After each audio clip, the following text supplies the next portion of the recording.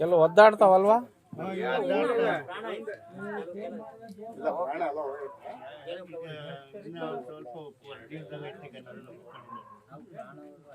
Sir, ನನ್ನ ಹೆಸರು ಮಲ್ಲಣ್ಣ, ನನ್ನ ತಂದೆ ಹೆಸರು ಮಲ್ಲಣ್ಣ. ನಾನು 2.5 ಲಕ್ಷ ರೈತರ ತಗೆ ಸಾಲ ಮಾಡಿ ಮರಿ ತಕ ಬಂದಿದ್ದು 7,500, 8,000, 9,000, 10,000 ಹಿಂಗೆಲ್ಲನ. ರಾತ್ರಿ ಒಂದು 5-6 ಚಿರತೆ ಬಂದ್ಬಿಟ್ಟು ಎಲ್ಲ ದಾಳಿ ಮಾಡಿ ಹೋಗ್ಬಿಟ್ಟವೆ. ಅದಕ್ಕೆ ನಾವೇನು ಮಾಡೋಕ್ಕೂ ನಮಗೆ ದೇವ್ರು ದಿಕ್ಕು ತೋರಿಸ್ತಾ ಇಲ್ಲ. ನಮಗೆ ಸರ್ಕಾರನೇ ತಂದೆ ತಾಯಿ. ನಮ್ಗೆ ಇದಕ್ಕೇನು ಮಾಡ್ತಾರೋ ಬಿಡ್ತಾರೋ ಭಗವಂತ ಅವ್ರಿಗೆ ಸೇರಿದ್ದು ಸರ್, ನಮ್ದು ಏನೂ ಇಲ್ಲ.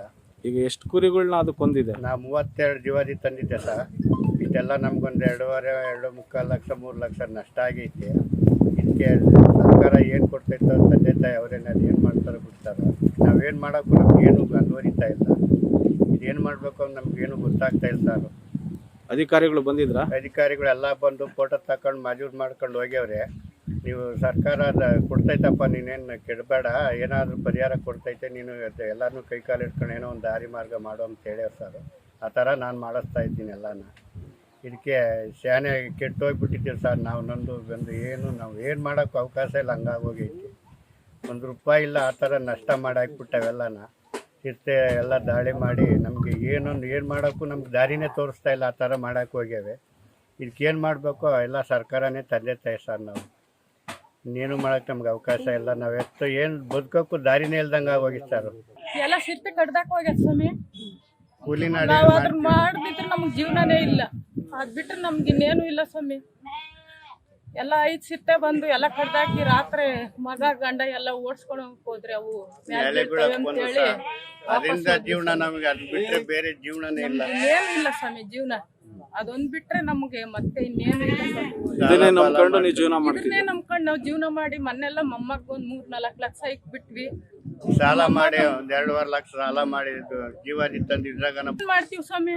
ಅವ್ರ ಏನನ್ನ ಕೊಟ್ರೆ ಆಗ್ಬೋದು, ಇಲ್ಲ ಅಂದ್ರೆ ನಾವ್ ಇನ್ನೇನು ಮಾಡಕ್ಕಾಗಲ್ಲ. ಆತ್ಮಹತ್ಯೆ ಮಾಡ್ಕೊಂಬದು ಒಂದೇ ಉಳ್ದಿರೋದ್ ನಮ್ಗೆ. ಸರ್ಕಾರನೇ ನಮಗೆ ತಂದೆ ತಾಯಿ. ನಮಗ್ ಸರ್ಕಾರನೇ ತಂದೆ ತಾಯಿ, ಇನ್ನೇನು ಇಲ್ಲ ಸ್ವಾಮಿ. ಏನು ಮಾಡಕ್ಕಾಗ್ತದೆ. ನಮ್ ಮಗ ಎಷ್ಟು ಅಂತ ಕೂಲಿ ಮಾಡಿ ಮಗನ್ಗೋಸ್ಕರ 3-4 ಲಕ್ಷ ಇಕ್ಕಿದ್ವಿ. ಇದ್ರಾಗ ನಾವ್ ಬದುಕಿ ಸಾಲ ತೀರ್ಸನಿ ಅಂತ ಬಂದ್ರೆ ಇದು ಹಿಂಗಾಗೋಯ್ತು ಸ್ವಾಮಿ. ಹಿಂಗಾಗೋಯ್ತು. ಏನು ಮಾಡಕ್ ನಮಗ್ ಬೇರೆ ಏನು ನಮಗ್ ದಾರಿನೇ ಇಲ್ಲ ಸ್ವಾಮಿ. ನಮಗ್ ಪರಿಹಾರ ಕೊಡ್ಬೇಕು, ಇಲ್ಲ ಅಂದ್ರೆ ನಮ್ಗೆ ನಾವು ಉಳಿಯಕ್ ಪರಿಸ್ಥಿತಿ ಇಲ್ಲ ಸ್ವಾಮಿ. ಏನ್ ಮಾಡ್ತೀರೋ ನೋಡ್ರಿ ಸ್ವಾಮಿ. ತಂದೆ ತಾಯಿನೇ ನಮಗ್ ತಂದೆ ತಾಯಿ ನೀವೇ ಸ್ವಾಮಿ. ಇವಾಗ ಬೇರೆ ಏನು ಇಲ್ಲ ಸರ್. ನನ್ನ ಹೆಸರು ಡಿ ಎ ರವಿ, ಗ್ರಾಮ ಪಂಚಾಯತಿ ಸದಸ್ಯರು, ದೊಡ್ಡಸಳ್ಳಿ ಗ್ರಾಮದಲ್ಲಿ. ಏನು ಈ ರೈತರಿಗೆ ಪಾಪ ಬಡ ಕುಟುಂಬಕ್ಕೆ ಆಗಿದೆ ತೊಂದರೆ.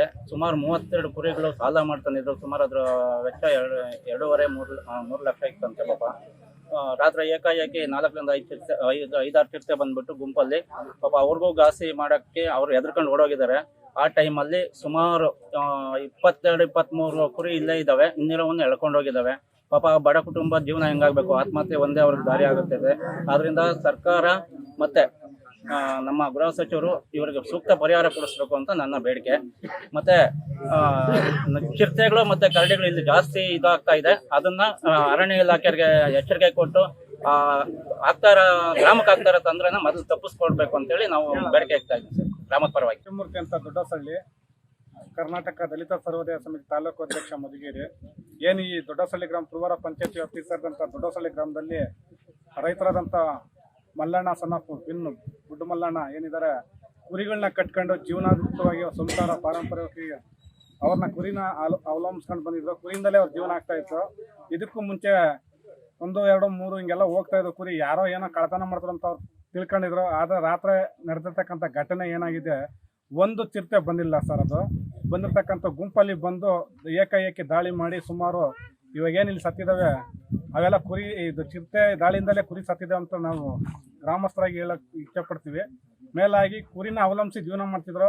ಅದಕ್ಕಿಂತ ಮುಂಚೆ ಅವ್ರ ಕುಟುಂಬಕ್ಕೆ ತುಂಬ ಆಘಾತ ಬೀಳ್ತಾ ಇದೆ. ಯಾಕಂದ್ರೆ ಮೊನ್ನೆಲ್ಲ ಹಾಸ್ಪಿಟ್ಲಿಗೆ ಮೊಮ್ಮಗ ಹುಟ್ಟಿ 1 ವಾರದ ಮಗುಗೆ ಒಂದು 3 ಲಕ್ಷ ರೂಪಾಯಿ ದುಡ್ಡು ಪಾಪ ಸಾಲ ಬಾಲ ಮಾಡಿ ಆಸ್ಪತ್ರೆಗೆ ಬಂದರು. ಅದರಿಂದಗಡೆ ಜೀವನಾಂಶಕ್ಕೆ ಇರ್ತಕ್ಕಂಥ ಇವೇ ಹಿಂಗಾದ್ರೆ ಅವರ ಜೀವನದಲ್ಲಿ ಬದುಕಕ್ಕೆ ಅವಕಾಶ ಇಲ್ಲ ಆತ್ಮಹತ್ಯೆ ಮಾಡ್ಕೋಬೇಕಾಗ್ತದೆ. ಏನಾದ್ರು ಗಟ್ಟಿ ಮನುಷ್ಯ ಆಗೋದಕ್ಕೆ ಆ ಮನುಷ್ಯ ಅಂತ ದಾರಿ ತೋರಿಸ್ತಾ ಇಲ್ಲ.